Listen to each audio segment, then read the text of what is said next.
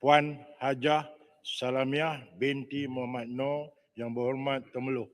Okay, Assalamualaikum warahmatullahi wabarakatuh. Terima kasih Tuan Yang di-Pertua. Pagi-pagi sudah sendawa soalan saya nombor 2. Terima kasih. Yang berhormat Menteri. Ya, Tuan Yang di-Pertua, Kementerian Pertanian dan Penjaminan Makanan KPKM berhasrat untuk menjadikan sektor akuakultur, ikan marin dan air tawar sebagai salah satu sektor yang utama untuk meningkatkan kadar sara diri SSR dan pendapatan penternak. Hal ini selari dengan agenda pemerkasaan industri akuakultur yang telah digariskan sebagai salah satu daripada 5 hala tuju dan fokus kementerian mulai tahun ini. Bagi memastikan hasrat ini tercapai dan subsektor akuakultur ikan air tawar menjadi industri yang berdaya saing hingga menjadi salah satu sumber utama pendapatan kepada penduduk tempatan, Kementerian melalui Jabatan Perikanan Malaysia (DOF) telah merangka strategi seperti berikut.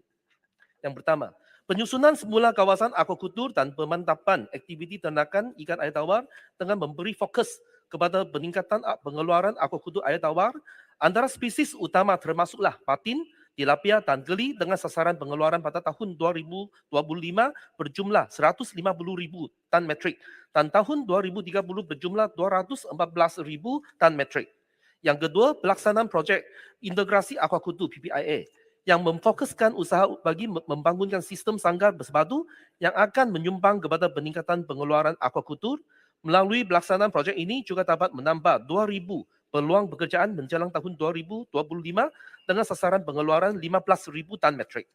Yang ketiga, pemberian bantuan secara in-kind, peralatan dan input perikanan, pensijilan amalan baik serta menggalakkan dan memperluaskan penggunaan teknologi dalam akuakultur. Keempat, pemerkasaan pelan pembangunan pakar dan benih akuakultur bagi mengatasi isu kebergantungan benih dan input import. Contohnya seperti di negeri Pahang, Jabatan Perikanan merancang untuk membangunkan hatchery ikan patin di setiap daerah bagi mengatasi masalah-masalah ini. Bagi peringkat permulaan, 2 buah hatchery ikan patin sedang dalam proses pembangunan di daerah Pekan, Pahang. Dan kelima, kemudahan kredit melalui institusi-institusi kewangan kepada pengusaha akuakultur air tawar seperti Agrobank yang menawarkan berbagai skim kredit kewangan. Keenam, meningkatkan pengetahuan dan kemahiran tenaga kerja tempatan melalui penawaran khusus dan program kemahiran teknikal bagi membantu menghasilkan berbagai produk inovasi yang berasaskan ikan air tawar untuk dikomersialkan. Dan ketujuh, melaksanakan program untuk mempromosikan dan memasarkan produk perikanan bagi membantu pengusaha akuakultur air tawar memasarkan hasil terternakan melalui Pejabat Perikanan Negeri dan Lembaga Pemasaran Pertanian Persekutuan Fama di outlet pemasaran seperti Pasar Tani Kekar. Sekian, terima kasih. Tambahan Yang Berhormat Temeloh. Okay, terima kasih kepada jawapan yang diberikan. Alhamdulillah. Soalan tambahan saya adalah memandangkan masalah utama yang dihadapi oleh penternak ikan air tawar, khususnya ikan patin di Temeloh, iaitu harga makanan ikan yang semakin mahal dan melambung tinggi serta kesukaran mendapat benih ikan patin. Adakah kementerian bercadang membina kilang makanan ikan di negara kita? Dan apakah masalah sekiranya tidak dilaksanakan? Adakah sebarang usaha R&D bagi menghasilkan benih ikan patin berkualiti dengan kos yang lebih rendah? Apakah kriteria yang diperlukan bagi penternak ikan untuk layak mendapat subsidi ataupun grant daripada kerajaan? Apakah bentuk-bentuk perancangan yang dibuat untuk meluaskan pasaran ikan air tawar khususnya patin? Adakah usaha dilakukan untuk membina kilang bagi proses mengetin ikan air tawar? Terima kasih. Yang Berhormat Menteri. Ya, soalan yang begitu banyak, soalan tambahan yang begitu banyak. Yang untuk yang saya jawab yang belakang, yang untuk cara kita untuk membantu untuk memasarkan hasil ternakan.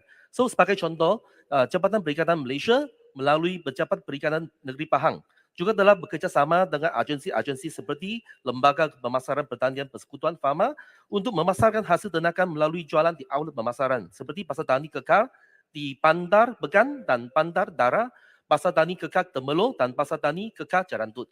Dan untuk isu-isu untuk pakatan dan benih itu, pakan dan benih itu selalu kita untuk memberikan fokus untuk membangunkan pakan dan benih dengan melaksanakan beberapa program dan aktiviti penyelidikan serta pengembangan bersama berbagai pihak. So di antaranya ini adalah seperti Nucleus Breeding Center, Broodstock Multiplier Center ini, dan semua ini kita harap kita akan mengurangkan kebergantungan pakan dan benih daripada import. Terima kasih. Soalan Yang Berhormat Tampin. Terima kasih Timbalan Datuk Ketua. Saya ingin mendapatkan maklumat lanjut mengenai program estate ikan My Community Perikanan ataupun MyKP. Soalan saya, sejauh manakah program ini berjaya menambahkan pendapatan penternak ikan air tawar?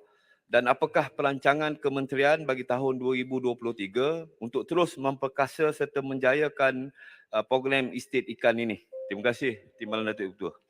Berhormat Menteri. Okey, untuk program untuk ini